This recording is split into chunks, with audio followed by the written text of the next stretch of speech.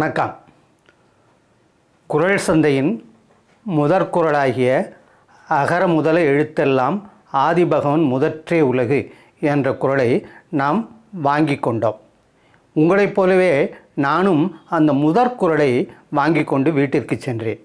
வீட்டில் என் மனைவியிடம் அந்த குறளை கொடுத்தேன். அவள் அந்த குறளை படித்து பார்த்துவிட்டு அந்த குறளின் பொருளை என்னிடம் தெரிந்து கொண்டு, மிகவும் நல்ல குறளாக இருக்கின்றதே, இதே போல் இன்னும் குறள்பாக்கள் அங்கே விற்பனைக்கு இருக்கின்றனவா, அங்கே கொடுக்கிறார்களா என்று கேட்டாள். ஆம், இன்னும் நிறைய இருக்கின்றன, ஆனால் உனக்கு பிடிக்குமோ பிடிக்காதோ என்று எண்ணி இந்த ஒரு குறளை மட்டும் வாங்கி வந்தேன் என்றேன். இனிமேல் அடுத்த முறை போகும்போது இன்னொரு குறளை வாங்கி வாருங்கள் என்று சொன்னாள். அதே கடைக்கு போனேன். அந்த கடைக்காரரிடம் கேட்டேன், ஐயா, அகர முதல எழுத்தெல்லாம் ஆதிபகவன் முதற்றே உலகு என்ற குறளை கொடுத்தீர்கள், அதனை நான் வீட்டில் கொண்டு போய் கொடுத்தேன், அவள் நன்றாக இருக்கிறது என்று சொன்னாள், எனவே அதே போல இன்னொரு குறளை தாருங்கள் என்று சொன்னேன். அதற்கு கடைக்காரர் சொன்னார், நான் முதலில் கடவுளின் இலக்கணம் சொன்னேன், ஆனால் இந்த மாதிரி கடவுளை நாம் அணுகாவிட்டால் அதனால் பயன் எதுவும் இல்லை என்று சொல்லுகின்ற அடுத்த குறள் இருக்கிறது, அது உங்களுக்கு வேண்டுமா என்று கேட்டார். காட்டுங்கள் என்று சொன்னேன். அவர் அந்த குறளை காண்பித்தார். கற்றதனால் ஆய பயனென்கொல் வாலறிவன் நற்றாள் தொழார் எனின்.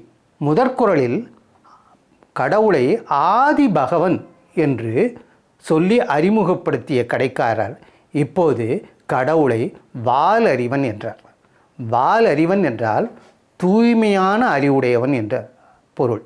அதாவது அவனிடம் செயற்கையான அறிவு கிடையாது, அவன் இயற்கை அறிவினன். அவன் யாரும் கற்பித்து அவன் அந்த அறிவை பெறவில்லை, அவன் தானாகவே அந்த அறிவை பெற்றுக்கொண்டான். கற்றல், வாலறிவு என்ற இரண்டு சொற்கள் இந்த குறளில் இருக்கின்றன. கற்றல் என்பது நாம் கற்றுத் தெளிவது, கற்றுத் தெளியும் அறிவு. வாலறிவு என்பது கற்காமலேயே நிரம்பியுள்ள அறிவு. கற்காமலேயே நிரம்பியுள்ள அறிவு கடவுளிடத்தில் இருக்கிறது. நாம் பல நூல்களை கற்று அறிவதால் என்ன பயன் என்று கேட்டால், நாம் பல நூல்களையும் கற்பது எதற்கு? அவனுடைய நல்ல திருவடிகளை வணங்குவதற்கு.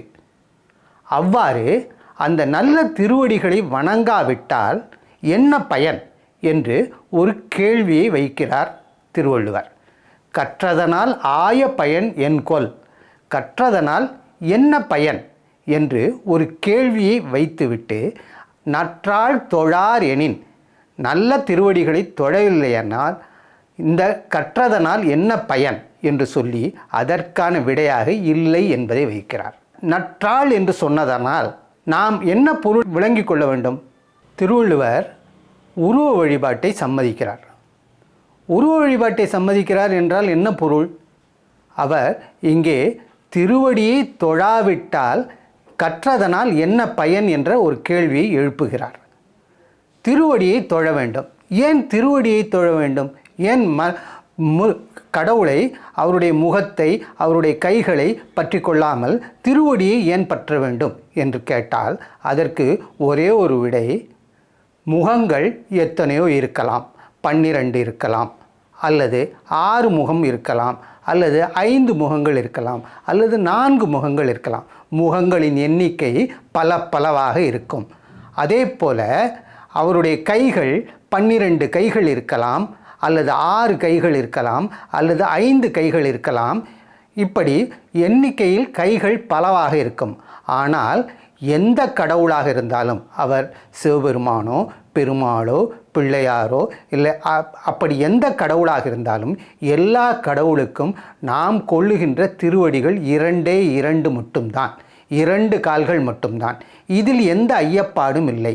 இப்படி உறுதியாக தெரிவதால் அவரவர் வணங்கும் தெய்வத்தின் நற்றாளை பிடித்து கொள்வது, தொழுவது என்பது மிகவும் சுலபமாக இருக்கும்.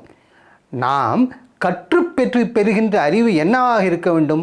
கற்காமலேயே தூய அறிவனாக இருக்கக்கூடிய, மெய் அறிவ படைத்தவனாக இருக்கக்கூடிய கடவுளின் திருவடிகளை தொழுதலே கற்றலின் பயனாக இருக்க முடியும்.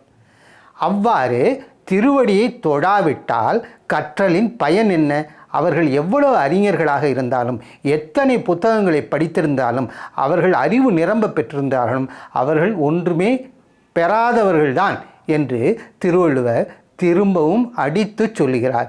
எப்படி உயிர்களுக்கு தலைமையாக இருக்கக்கூடியவன் ஆதிபகவன் என்ற ஒருவனே என்று, உலகு ஆதிபகவன் முதற்றே என்று முதற்குறளில் வலியுறுத்தி சொன்னாரோ, அதே போல இங்கே கற்றதனால் ஆய பயனென்கொல் வாலறிவன் நற்றாள் தொழார் எனின், இவ்வாறு திருவடியை தொழாவிட்டால் அவர்கள் பெறக்கூடிய பயன் ஒன்றுமில்லை என்று வலியுறுத்துகிறார்.